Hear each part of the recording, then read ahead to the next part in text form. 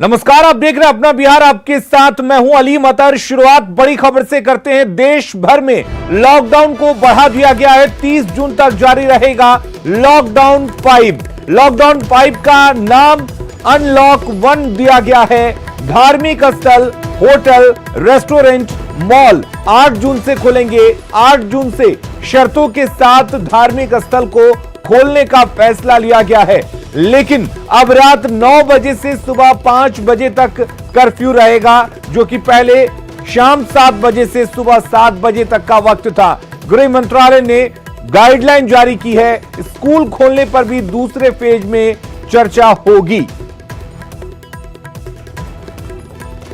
और हमारे साथ ब्रजेश कुमार सिंह, मैनेजिंग एडिटर, जुड़े हुए हैं। ब्रजेश जी, लॉकडाउन 5 का ऐलान कर दिया गया है। 1 महीने तक लॉकडाउन रहेगा, लेकिन क्या कुछ शर्तें हैं जिनके बिना पर छूट दी गई है?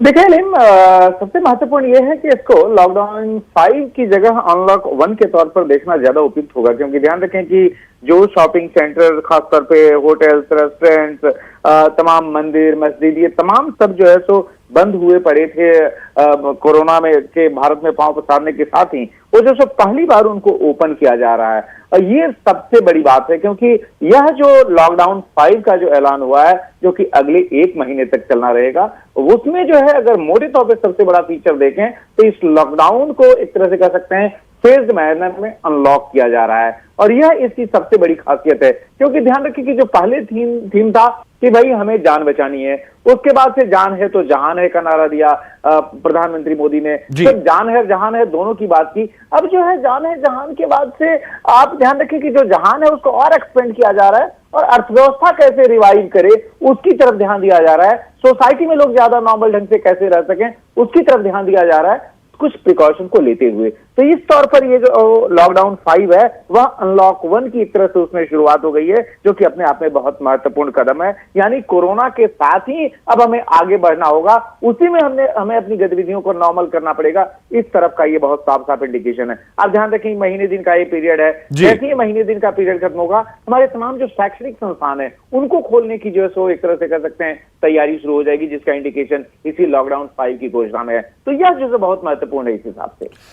ब्रजेश जी, लॉकडाउन 5 या फिर यूं कहें हम अनलॉक 1 जो है, इसमें अब जिस तरीके से शर्तों के साथ तमाम चीजों को खोलने की छूट दी जा रही है, ऐसे में आम जनता की जिम्मेदारी बढ़ जाएगी। और आज प्रधानमंत्री नरेंद्र मोदी ने यह संदेश भी दिया है और कहा है कि जनता के आशीर्वाद की उन्हें जरूरत है।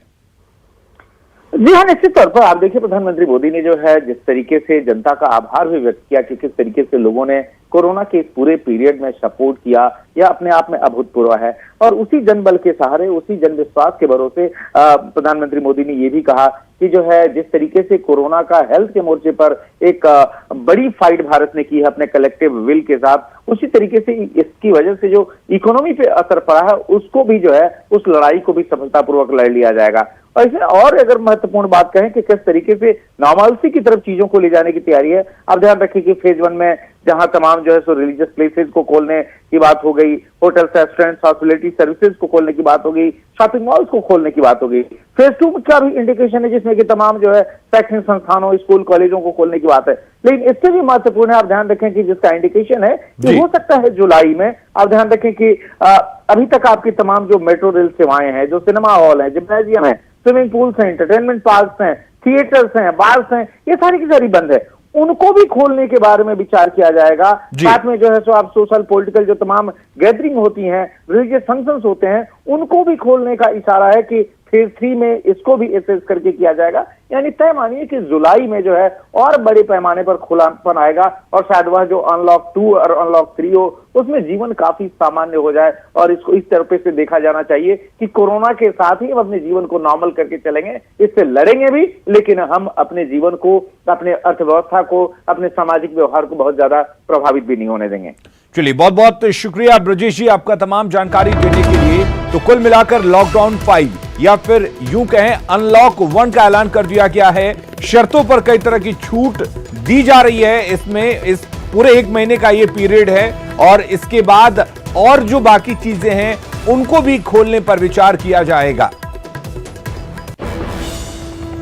और आइए अब जान लेते हैं कि लॉकडाउन 5 या फिर ये अनलॉक 1 का जो बड़ी बातें हैं वो क्या कुछ हैं, किस तरीके की छूट दी गई है, क्या कुछ शर्तें हैं। दरअसल 30 जून तक जारी रहेगा लॉकडाउन 5, एक महीने का पीरियड रखा गया है। लॉकडाउन 5 का नया नाम अनलॉक 1 रखा गया है। इसके साथ ही कंटेनमेंट जोन पर पाबंदी जारी रहेगी। इस दौरान आपको यह बता दें कि स्कूल खोलने पर जुलाई में फैसला हो सकता है, यानी कि अगर इस पूरे एक महीने के दौरान सब कुछ ठीक ठाक रहा तो स्कूल खुल सकते हैं अगले महीने से।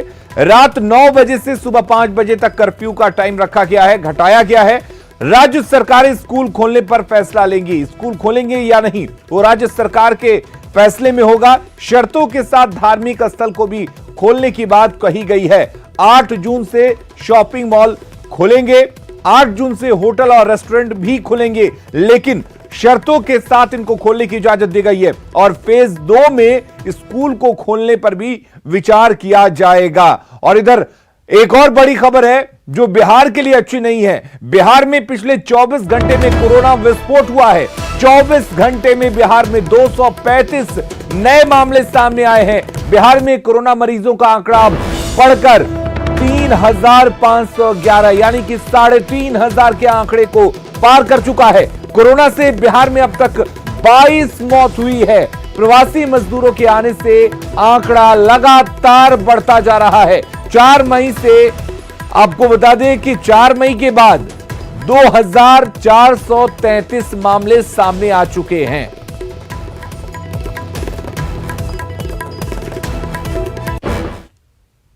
अगली खबर का रुख कर लेते हैं। गोपालगंज ट्रिपल मर्डर के आरोपी जेडीयू विधायक पप्पू पांडे की गिरफ्तारी नहीं हुई है, लेकिन गोपालगंज मार्च पर निकलने की कोशिश कर रहे तेजस्वी, तेज प्रताप और राबड़ी देवी पर प्राथमिकी दर्ज कराई गई है। सभी पर लॉकडाउन तोड़ने का आरोप लगा है और इस पर अब सियासत भी शुरू हो गई है।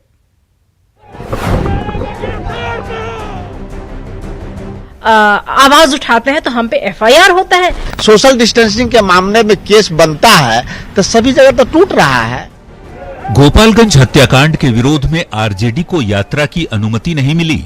कोरोना बंदी के नियमों को तोड़ने के आरोप में पटना की सचिवालय थाने की पुलिस ने नेता प्रतिपक्ष तेजस्वी यादव, पूर्व मुख्यमंत्री राबड़ी देवी, तेज प्रताप यादव, जगदानंद सिंह सहित आरजेडी के 32 नेताओं के खिलाफ नामजद प्राथमिकी दर्ज कर ली। सरकार ने आरजेडी पर ताबड़तोड़ एक्शन क्या लिए? विपक्षी दल की ओर से सियासी तीर छोड़े जाने लगे। पार्टी विधायक सरकार पर डराने धमकाने की बात करने लगे। अगर हम लोग आरोपी को पकड़वाने के लिए आवाज उठाते हैं तो हम पे एफआईआर होता है। ये किस तरह की नीति है, किस तरह की सरकार है? हम लोग राजद डरने वाली पार्टी नहीं है, तेजस्वी यादव डरने वाले नहीं है। सोशल डिस्टेंसिंग अगर कोई तोड़ा है तो जो फोर्स सरकार भेजी थी, जो वैन फोर्स आया हुआ था, सोशल डिस्टेंसिंग वो लोग तोड़े थे। सवाल सरकार को ये सवाल उन लोगों से पूछना चाहिए था। राजद के कोई विधायक सोशल डिस्टेंसिंग का नियम नहीं तोड़े। आरजेडी नेताओं के खिलाफ एफआईआर के मुद्दे पर लालटेन को हाथ का सहारा मिल गया। दलील एनडीए नेताओं के कानून तोड़ने का दिया गया। बता देते कि 2-4 की संख्या में आप मत जाइए। तो ये सरकार का हाई वोल्टेज ड्रामा रहा कि पीड़ित के पास नहीं पहुंच पाए थे। दोषी तो सरकार है इसमें। अगर सोशल डिस्टेंसिंग के मामले में केस बनता है तो सभी जगह तो टूट रहा है। आप सब्जी मार्केट से लेके आप पूरे बिहार के आंकड़ा कर लीजिए, ट्रेन पे देख लीजिए, स्टेशन में देख लीजिए। ये तो प्रशासन के नाकामयाबियों के कारण सोशल डिस्टेंसिंग टूट रहा है। तो सबसे पहले केस तो हो प्रशासन पे। जेडीयू कोटे के मंत्री रामसेवक सिंह भी गोपालगंज के हथुआ से ही आते हैं। तेजस्वी पर कानूनी शिकंजा कसने के बाद विपक्ष की ओर से दी जा रही प्रतिक्रियाओं पर कहा कि नेता प्रतिपक्ष जाति उन्माद फैला रहे हैं। ये तो पॉलिटिकल एक माइलेज लेने का, एक जातीय समझिए कि उत्माद फैलाने का उनका मकसद है, बल्कि उन घटनाओं से उनका कोई लेना देना नहीं है। घटना में जितने लोग आरोपी हैं उनकी गिरफ्तारी भी चल रही है, गिरफ्तार भी लोग हुए हैं, और जो अवशेष लोग बचे हैं उनका निश्चित रूप से अगर उसमें सम्मिलित होंगे तो उनकी भी गिरफ्तारी जल्द से जल्द की जाएगी। तो गोपालगंज ट्रिपल मर्डर केस को लेकर सियासत जोरों पर है। अब गोपालगंज के बरौली से आरजेडी विधायक और सिवान के दरौली से माले विधायक के खिलाफ भी एफआईआर दर्ज किया गया है। दोनों पर प्रशासन को सूचना दिए बगैर हथुआ में धरना देने का आरोप है। वैसे चुनावी साल में हर को अपनी सियासी रोटी सेकने का मौका जरूर मिल गया है। न्यूज 18 के लिए पटना से रवि एस नारायण और आनंद अमृतराज के साथ ब्यूरो रिपोर्ट। उत्तर बिहार का कुख्यात अपराधी सतीश पांडे करीब 3 दशकों से अपराध की दुनिया का बादशाह रहा है। इस दरमियान उसने कई नरसंहार किए, इंस्पेक्टर की थाना में घुसकर हत्या तक की। अपराध की दुनिया से सतीश ने अकूत संपत्ति अर्जित की। उसका छोटा भाई पप्पू पांडे आज विधायक है और बेटा गोपालगंज जिला परिषद का अध्यक्ष। आखिर क्यों सतीश की क्राइम कुंडली प्रशासन पर सालों तक भारी रही, जानिए इस रिपोर्ट के जरिए।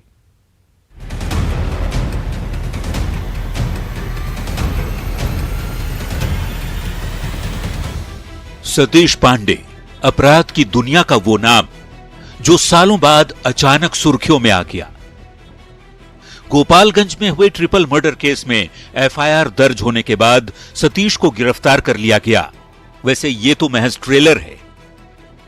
सतीश पांडे की क्राइम कुंडली इतनी भयावह कि 3 दशकों तक गोपालगंज ही नहीं यूपी तक में उसका सिक्का चलता रहा। ये वही सतीश पांडे है जो कभी होमगार्ड में बतौर जवान नौकरी करता था।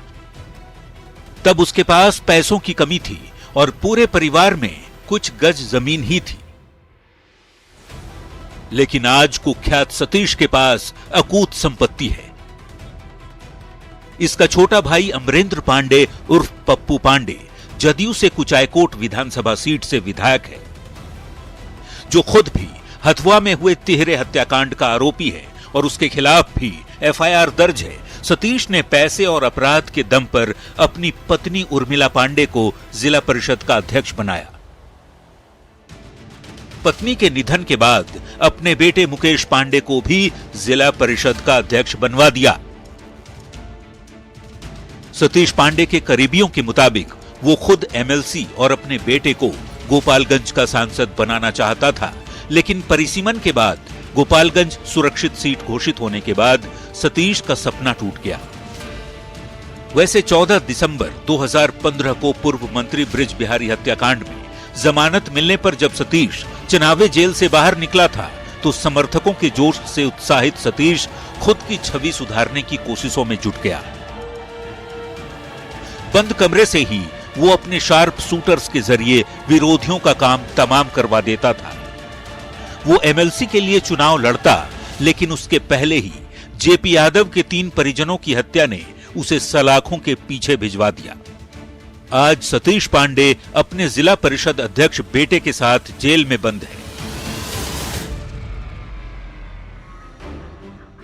लेकिन जेल से भी उसके रसूख के किस्से सामने आते रहते हैं। पहले भी जब सतीश जेल में बंद था तो रोज मटन पार्टी होती थी।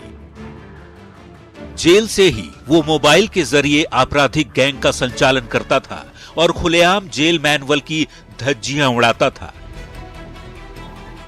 आज फिर वही सवाल कि अपने दबंग भाई की बदौलत विधायक पप्पू पांडे गिरफ्त से बाहर है, जिसे लेकर बिहार की सियासत गर्म है और पुलिसिया कार्रवाई तेज कर दी गई है। गोपालगंज में पिछले 2 दिनों के अंदर 4 हत्याओं के बाद नीतीश कुमार ने एक मास्टर प्लान बनाया और यहां गोपालगंज जिले में एसटीएफ की टीम लगातार कैंप कर रही है। लेकिन सूत्रों के मुताबिक गोपालगंज में जो कुख्यात दुर्दांत अपराधी हैं, 1.5 दर्जन से ज़्यादा अपराधियों को गिरफ्तार किया गया है और लगातार ताबड़तोड़ छापेमारी की जा रही है। यानी सीएम नीतीश इसी बहाने गोपालगंज और बिहार के जो छोटे मोटे से लेकर बड़े अपराधी हैं, उनको भी सलाखों के पीछे भेजना चाहती है। मुकेश कुमार, न्यूज़ 18, गोपालगंज। कोरोना बंदी में तमाम लोग घर में हैं। कोरोना के कहर से बचने के लिए तमाम तरह के एहतियाती कदम भी उठाए जा रहे हैं, लेकिन बिहार में अपराधी लॉकडाउन के दौरान भी वारदातों को अंजाम दे रहे हैं। पिछले 24 घंटे के भीतर अपराधियों ने 9 लोगों को मौत के घाट उतार दिया है। कैमूर और बाढ़ में तो अपराधियों ने डबल मर्डर की वारदात को अंजाम दिया है।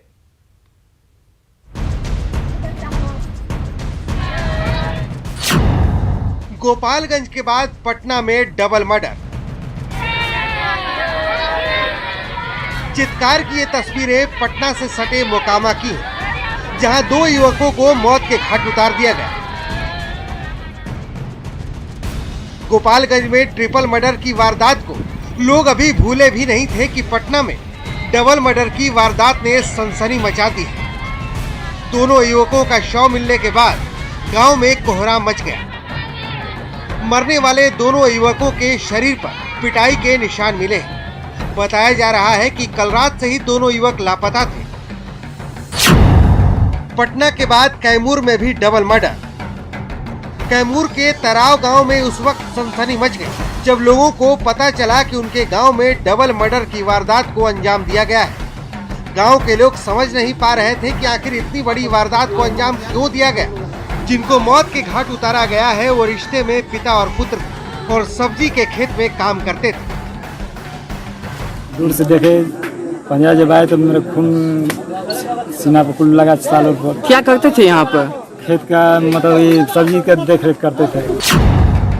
बेगूसराय में होमगार्ड जवान की हत्या। इस महिला की गोद सूनी हो चुकी है।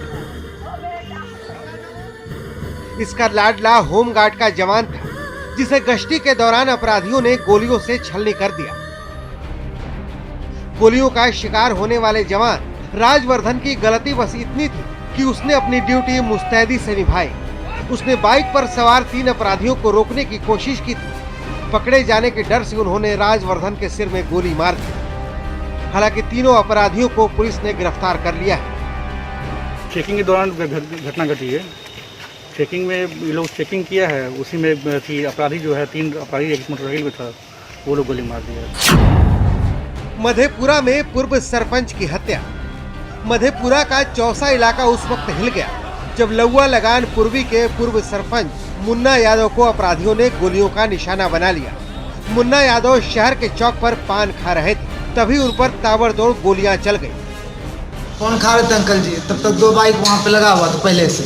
हम जैसे उतना नहीं ध्यान दिए कोई होगा ऐसे उसे, तो एक बाइक से निकल के देना स्टार्ट कर दिया। उधर से फिर अपाची बुलाया, वो भी इधर हम हल्ला करते हुए वहाँ जाके लिपटे, तब तक दे दिया पूरा।